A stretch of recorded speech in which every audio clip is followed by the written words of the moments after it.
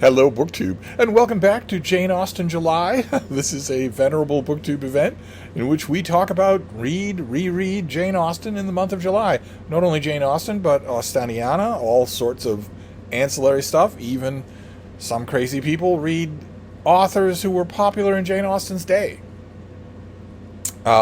Even though the fact that they're not popular in our day ought to tell you a lot about how well that experiment is going to go. And I planned on reading Pride and Prejudice again in July, concentrating on that, reading you bits of it out loud, talking about it, all aspects of it. I could never get enough talking about that book. But I did, in preparation for Jane Austen July, I did what I often do. Those of you who have been here to Hyde Cottage will have seen, and I have mentioned it many times, there is a wall right there. There is a wall of books about books. Literary essays, literary criticism a little bit. I hate actual literary criticism, so there's not much of it there. And especially collected prefaces afterwards and book reviews. There's a whole wall of that sort of stuff. I love it. I live on that wall. I live in that writing. I do that kind of writing and have done that kind of writing for a long, long time. So in one sense, anyway, as presumptuous it is for me to say so, these are my colleagues in a way. I know what a lot of them are going through. I know what a lot of them are trimming in and trimming out in terms of the vagaries of a particular editor. I know the revenge they're getting by putting the full version of that piece from 30 years ago into a book where no editor has control over how long it is or what they consider to be extraneous. I know what it is like to bang out an appreciation for an author for a paycheck on a deadline. Even if it's an author that you don't have any real fresh thoughts about. So I went to that wall prior to my first Jane Austen July video, and since I'd recently mentioned him, I pulled down Lionel Trilling.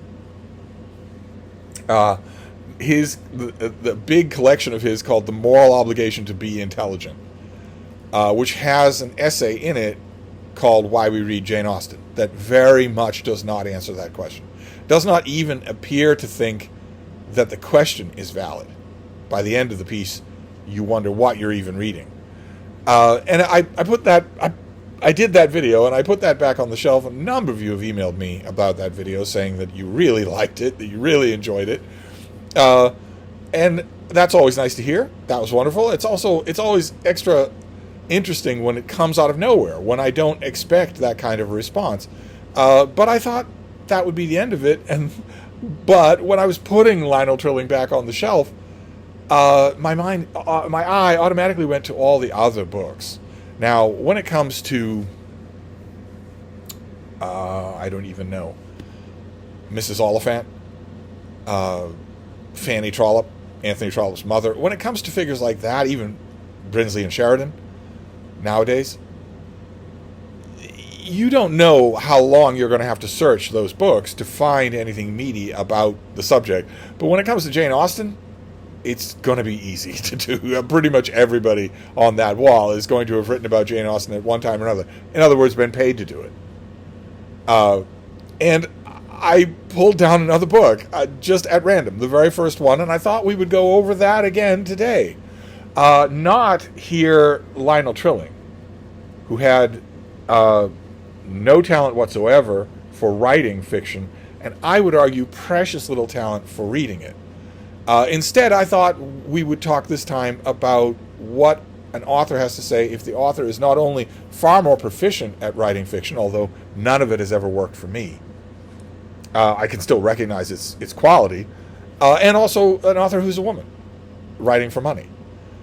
So I pulled down Doris Lessing. This is Time Bites. This is a collection of her reviews and essays and prefaces and whatnot. And the very first thing in the book is an introduction to Jane Austen that she wrote years ago for a Norway Library of World Classics. It was a series of Norway world classics, but they weren't Norwegian classics. There was a series of books I printed in Norway, I presume. Certainly it's a Norse publisher, about world classics. And they got Doris Lessing to write the introduction to the volume on Pride and Prejudice. But the introduction is called Jane Austen. It's not called Pride and Prejudice. And I don't know anything about Doris Lessing. As far as best of my recollection, I've never read a biography of her. So I don't know exactly what was on her mind. Did she keep a journal? Did she note? If she didn't keep a journal, did she keep a reading journal? Or maybe even a freelance business ledger? Did she note when she got assigned this piece, how much she would be paid for it, and when it was due, and what word count? Those things would have been on her mind, just like they're on my mind and the mind of everybody else on that wall. They would have been on her mind. You would have been contacted, or you would have contacted someone. You would have got this job. So for this classic reprint line, you are writing the introduction to Pride and Prejudice. Okay, that's going to come with a word limit. Those, when you see pieces like that in the old Signet Classics, or even Penguin Classics or whatnot, or Oxford World Classics, you will notice that there's no such thing as a one-page introduction to those things, and there's very seldom such a thing as a 100-page introduction. Every once in a great while, there'll be an exception to that, and you have to know that it is carefully scripted ahead of time, that it is carefully stipulated ahead of time. The introduction to the old Penguin Classic, Aubrey's Brief Lives, for instance, is not only very long, but a virtuoso feat of historical reconstruction. The introduction to the great Carpenter Penguin Classic of Magna Carta is very long, and the critical apparatus in that book, just in general, is extremely long. But if you're doing something like Pride and Prejudice or Wuthering Heights, your editor is going to tell you, well, we're honored to have you, we will pay you just the bare minimum, and we want 3,000 words. Something like that.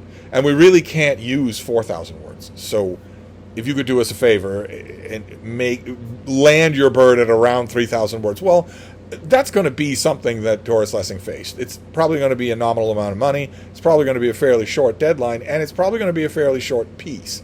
So if you are Doris Lessing, what do you do when that is your task? You have to introduce Jane Austen, but you also have to introduce Pride and Prejudice, the book. And she does a good job, a much better job than Lionel Trilling, but I think there's a case to be made that Jane Austen still defeats her. I'm not 100% sure of that. Let's go over a little bit of this. Like, for instance, she summarizes the main gist of the main novel, of the main plot of Pride and Prejudice, by writing, here we have this uppity young woman, Elizabeth, first refusing to marry a disagreeable man, that's Mr. Collins, though she could secure her family's future by doing it, because Mr. Collins is going to inherit Longbourn. And it has lots of rooms. He's alone. So when Mr. Bennet dies, Mr. Collins is going to inherit the house.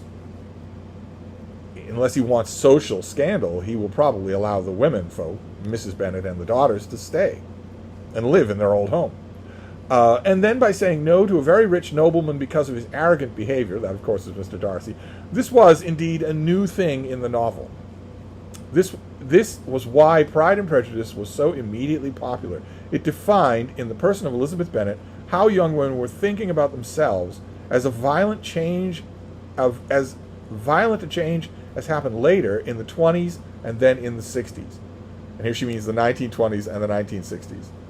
And she is positing that one of the reasons why Pride and Prejudice was so popular is because Elizabeth Bennet decides to marry for money and refuses not to.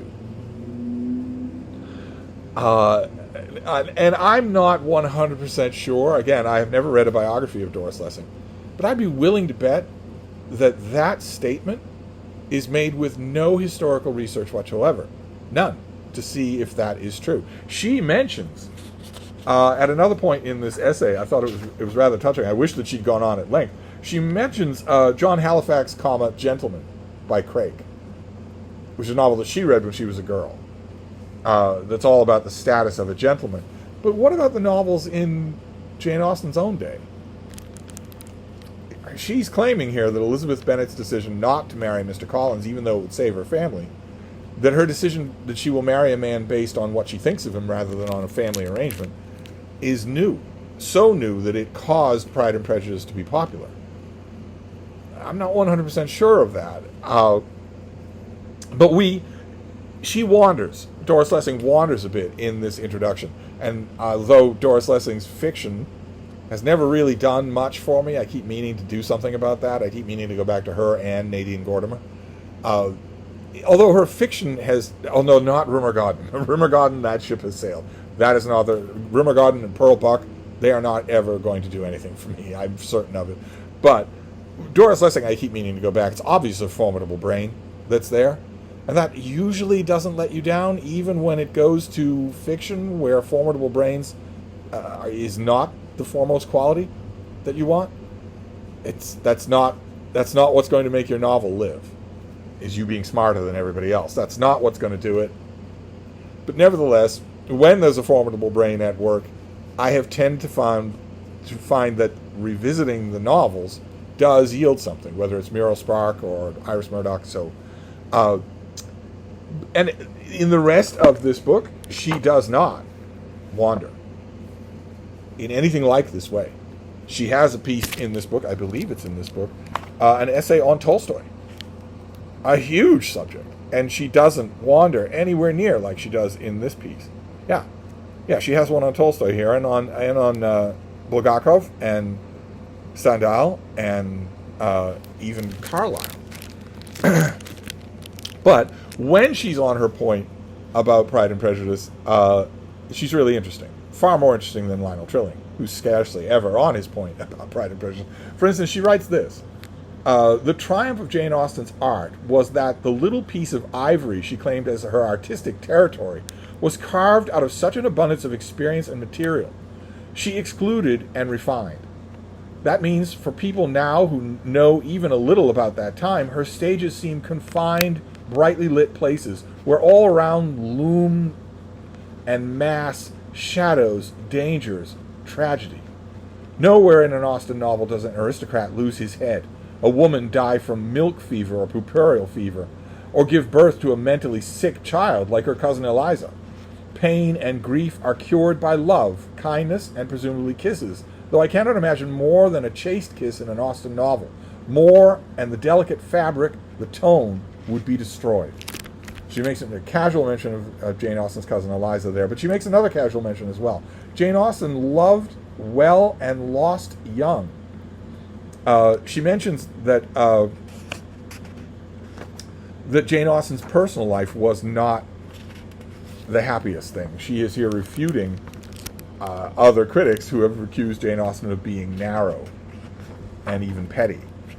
And so she's always linking Jane Austen's craft and also Pride and Prejudice itself to the physical realities of her life. But that eventually derails her, so that she starts talking about illnesses and just won't get off the subject in a way that it obviously does not inform much of Pride and Prejudice.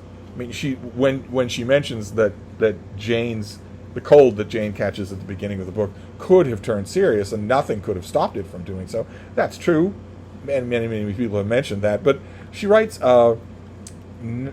not easy for us now to imagine those lives where illness lurked so near, and most of it as mysterious to them as some new horror like Ebola is to us.